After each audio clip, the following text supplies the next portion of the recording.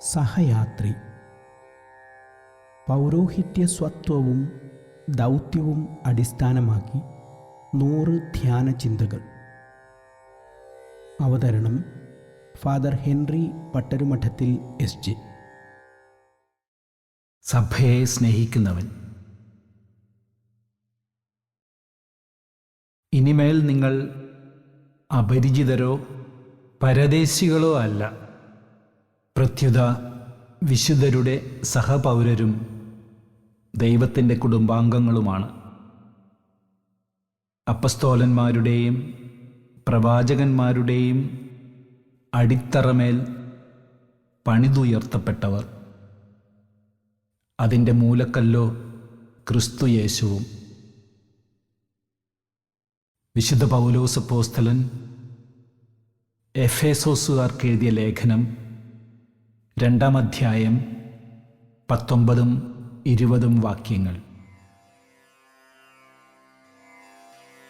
പുരോഹിതൻ തികച്ചും ആത്മാർത്ഥമായി സഭയെ സ്നേഹിക്കുന്നവനാണ് എന്ന് പ്രത്യേകം എടുത്തു പറയേണ്ട കാര്യമില്ല. വാസ്തവത്തിൽ സഭയിൽ നിന്ന് മാറി നിന്ന് പുരോഹിതന് ഒരു അസ്തിത്വമില്ല. സഭ പുരോഹിതന് പെറ്റമ്മയെപ്പോലെയാണ്. തൻ്റെ ഗുരുവും നാഥനുമായ കർത്താവ് സ്ഥാപിച്ച ആ സഭയിലാണ് അവിടുത്തെ ദൗത്യം നിർവഹിക്കാൻ അവൻ വിളിക്കപ്പെട്ടിരിക്കുന്നത്. ആ സഭയിലെ സഹോദരങ്ങളോടൊപ്പമാണ് അവൻ കർത്താവിൻ്റെ വഴിയിലൂടെ യാത്ര ചെയ്യുന്നത്.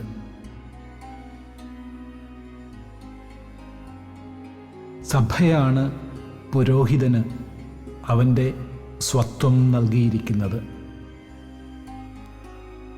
അവനെ വിശ്വാസത്തിൽ വളർത്തിയതും പരിശീലിപ്പിച്ചതും അവസാനം പുരോഹിതനായി അഭിഷേകം ചെയ്തതും അവൻ ചെയ്യുന്ന വിവിധ ദൗത്യങ്ങൾ അവനെ ഏൽപ്പിച്ചതും സഭയാണ്. സഭയുടെ പ്രമാണങ്ങളും പ്രബോധനങ്ങളുമെല്ലാം കർത്താവിൻ്റെ വഴിയിലൂടെ നടക്കാൻ അവന് പ്രചോദനവും മാർഗദർശകവുമാകുന്നു.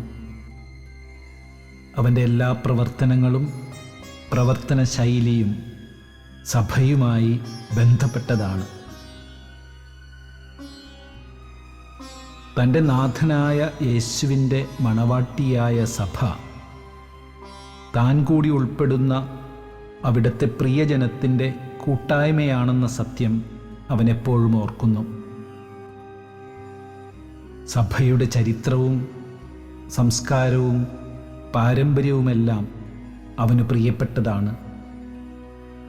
അവൻ്റെ ജീവിതത്തിൻ്റെ എല്ലാ തലങ്ങളിലും ഭാവങ്ങളിലും അത് നിറഞ്ഞു നിൽക്കുന്നു. സഭയിലെ തൻ്റെ സഹോദരങ്ങളോടൊപ്പം അവനും ദൈവരാജ്യം ലക്ഷ്യമാക്കി തീർത്ഥാടനം ചെയ്യുന്നു. അവൻ്റെ അമ്മയായ സഭ എല്ലാ കാര്യങ്ങളിലും പരിപൂർണയോ പരിമിതികളും കുറവുകളുമില്ലാത്തവളോ അല്ലെന്ന് പുരോഹിതനറിയാം. അവളുടെ തന്നെ മക്കളുടെ തെറ്റായ ജീവിത രീതികൾ കൊണ്ടും അധികാര ദുർവിനിയോഗം കൊണ്ടുമെല്ലാം ആ അമ്മയ്ക്ക് ഒരുപാട് മുറിവുകൾ ഉണ്ടായിട്ടുണ്ട്. പലപ്പോഴും അവൾ സമൂഹമധ്യത്തിൽ അവഹേളിതയാകാറുമുണ്ട്. പക്ഷേ ആരൊക്കെ എതിർത്താലും സഭ പുരോഹിതന് പ്രിയപ്പെട്ടവളാണ്. അവളെ വെറുക്കാനോ ധിക്കരിക്കാനോ തള്ളിപ്പറയാനോ അവന് കഴിയില്ല. പുരോഹിതനായ തന്നിൽ നിന്ന് അമ്മയ്ക്ക് മുറിവേൽക്കുന്ന തരത്തിൽ എന്തെങ്കിലും സംഭവിച്ചാൽ അത് മറ്റു മുറിവുകളേക്കാൾ ഏറെ വേദനാജനകമായിരിക്കും എന്നവനറിയാം. തൻ്റെ വാക്കുകളാലോ പ്രവൃത്തികളാലോ സഭയെ മുറിപ്പെടുത്തുന്ന കാര്യങ്ങൾ എന്തെങ്കിലും സംഭവിക്കുന്നുണ്ടോ എന്ന് അവൻ നിരന്തരം ആത്മപരിശോധന നടത്തുന്നു.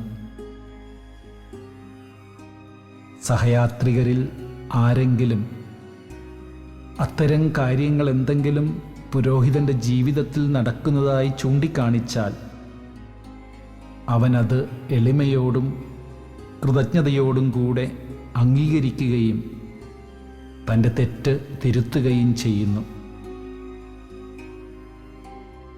അതുപോലെ സഭയെ മുറിപ്പെടുത്തുന്ന ഏതെങ്കിലും കാര്യങ്ങൾ തൻ്റെ സഹോദരങ്ങളിൽ നിന്നുണ്ടാകുമ്പോൾ സ്നേഹത്തോടും കരുതലോടും കൂടെ അവനത് അവരോട് പറയുകയും തെറ്റ് തിരുത്താൻ അവരെ സഹായിക്കുകയും ചെയ്യുന്നു. അപ്രകാരം പരസ്പരം പ്രോത്സാഹിപ്പിച്ചും സഹായിച്ചും സഹയാത്രികരായ അവർ കർത്താവിൻ്റെ വഴിയിലൂടെ യാത്ര ചെയ്യുന്നു.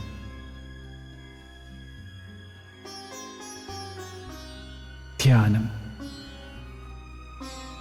സ്വസ്ഥമായിരുന്ന് സഭയെ ഓർത്ത് ദൈവത്തിന് നന്ദി പറയുക. ഈ സഭാസമൂഹത്തിലെ ഒരംഗമാകാൻ കഴിഞ്ഞത് എത്ര ഭാഗ്യമാണെന്ന് നന്ദിയോടെ ദൈവസന്നിധിയിൽ സ്മരിക്കുക. സഭയ്ക്ക് നേതൃത്വം കൊടുക്കുന്നവർക്കും പലതരത്തിൽ സഭാ ശുശ്രൂഷ ചെയ്യുന്നവർക്കും വേണ്ടി പ്രാർത്ഥിക്കുക. കൂടുതൽ വിശ്വസ്തയോടെ സഭാമാതാവിൻ്റെ മകനായി ജീവിക്കാനുള്ള അനുഗ്രഹം യാചിക്കുക.